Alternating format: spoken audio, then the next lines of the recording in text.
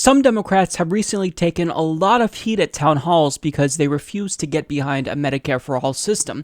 And it's not just that they're getting booed at town halls, their constituents are literally calling for them to retire if they don't support a Medicare for All system. Case in point. How are you going to help support single-payer healthcare? Well,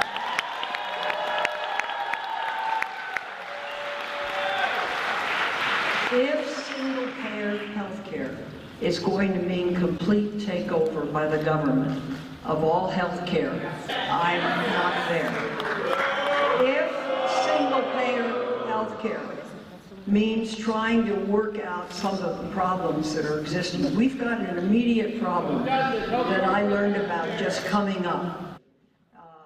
Issue, which means that 6 million will get dropped if insurers quit. Changing the subject. So it's going to be, this is the existential domestic issue, no question about that. That and climate change are the two big issues that we have to face this year. And be able to pass a bill to deal with both. Neither is easy. Question on that side? Okay, next question.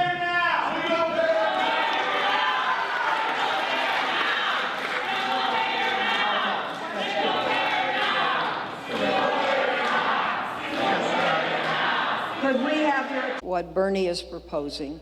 It is a takeover of all medicine in the United States. And I don't favor that. What I favor is taking a couple of problems in the Obama bill and working those out. And this has to do with the individual market, which is highly problematic. Well, okay, I've got to ask. I understand if you want to stay after this. Yeah, you see, that's what happens when your constituents know that you're not behind them. They boo you and they call for you to retire. And it's because, they know you're a sellout. They're not calling you a sellout just to insult you. It's because quite literally, Dianne Feinstein is a sellout. She took $2.1 million from the health industry over the course of her career. And we know that she won't back a Medicare for All system and uses right-wing talking points because she doesn't want to do anything to jeopardize the profitability of her precious donors. That's what this is about. So if senators like Dianne Feinstein don't want to be booed by their own constituents at town halls, I'm going to teach you what you do, or in fact, Tulsi Gabbard is going to teach you what you need to do to get them on your side. It's pretty simple. You just got to represent them. So watch this, and Dianne, you're going to want to take notes. There's a bill before the House right now called, it's Medicare for All, but it's HR 676. And I guess the simplest way to talk about it is that it basically expands what is currently Medicare, but it increases the eligibility to everyone to make sure that everyone has access to basic health care services.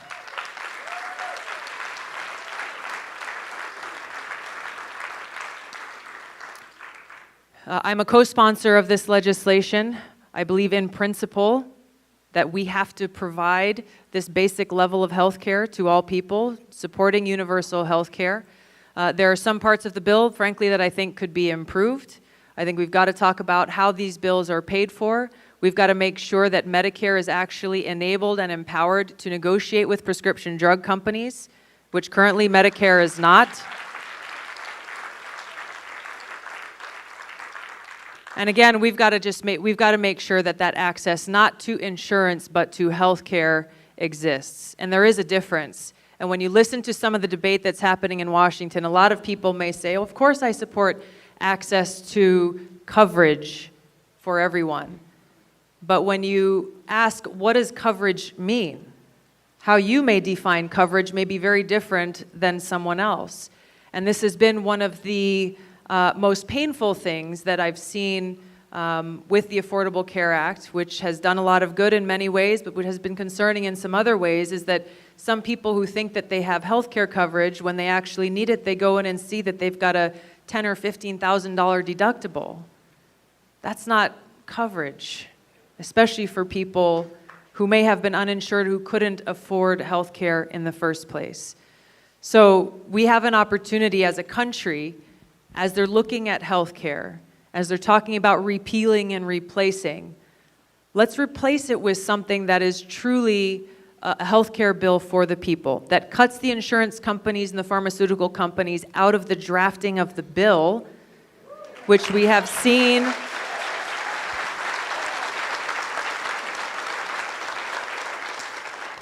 Unfortunately, we saw this with the Affordable Care Act. We definitely saw this with the Republicans' American Health Care Act that recently failed. And in both instances, those signatures ended up on the backs of people who need care the most. We've got our work cut out for us with this legislation, with continuing to see how do we improve this, how do we get feedback from our providers and folks in the community on this, and this is something that I'm looking forward to continuing to engage on. That right there is how it's done. That's how you talk to your constituents about Medicare for All. That's how you show your constituents that you're on their side and not the side of your donors in the health insurance industry. So, Tulsi Gabbard, do you want to know how many times she was booed during that town hall? 0 times. Do you want to know how many calls there were for her to retire during the town hall? There were none. In fact, many people showed up wearing Team Tulsi shirts to show their support to their representative that they love so much. And in fact, she's not just representing her constituents when it comes to healthcare, she's representing them on a range of issues. So seeing that she is one of the only people in Congress to have a level-headed response to the debacle that happened in Syria, this was what one of her constituents went out of his way to do. Thank you. Yeah, Thank you, that's Father mostly John. what I want to say is thank you for all that work, and I'm so grateful, and thanks to everyone. To have your constituents go out of their way to show up to a town hall just to thank you, that shows that you're doing something right. You're telling them that you're not a sellout. You're telling them that you are on their side and not the side of your donors. So I want to get back to Dianne Feinstein here. When was the last time Dianne had anyone show up to one of her town halls just to thank her for representing their interests? Has it ever happened, really?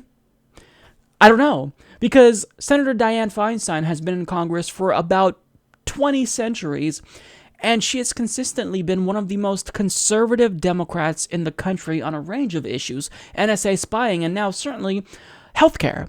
And that's not acceptable. Dianne, you are holding the country back. You're holding all of us back by your refusal to support a Medicare for All system when you should be one of the main champions of it.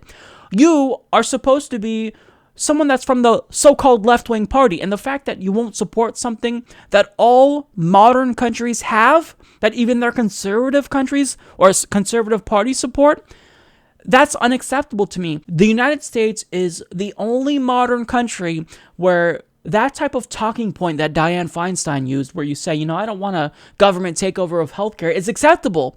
Because there are certain things that are off the table that we shouldn't profit off of, that we shouldn't economize, and healthcare is certainly one of them. So citizens, they don't necessarily care about, big government, big business. What they want is the delivery of policy that benefits them. They support Social Security. They support Medicare. And they already like Medicare, so all you have to do is expand Medicare to everyone. But you don't want to do that. So I think it's important that we all come together and we put pressure on these Democrats that are reluctant to change, that are resisting change. And I really wanted to show you guys how Tulsi Gabbard talked about healthcare, because we got to focus on more than just the negative, because even though a lot of Democrats aren't getting on board, there's currently 98 co-sponsors to H.R. 676. That's amazing. That's great. And this is in large part due to the fantastic work of Justice Democrats, and especially the grassroots activists that are calling their representatives. So if you have a representative that is not on board, please give them a call. Let them know that you will vote them out of office in 2018, primary them if they do not get on board.